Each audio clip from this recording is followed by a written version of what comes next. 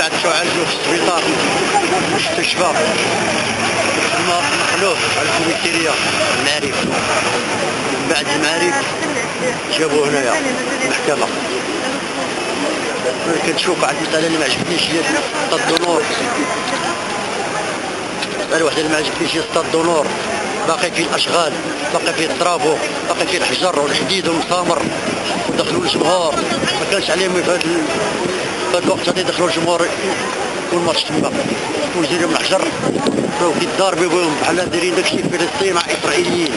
الحجر موجود في اليمن، الحجر موجود في اليسر. انا لله وانا اليه راجعون. هاد الدري ولدك فين مضروب؟ مضروب في راسو، ولدي مضروب في راسو مضروب في كتفو. شحال في عمره؟ عمره 18 سنه، 18 عام. الدري عنده البق. اش مستوى عنده؟ عنده البكالوريا. جاب النقطة 16.20. هذا هو الكلام يعني. يعني كان في المستشفى هو؟ كان في المستشفى، من بعد المستشفى هزوه للمعارف.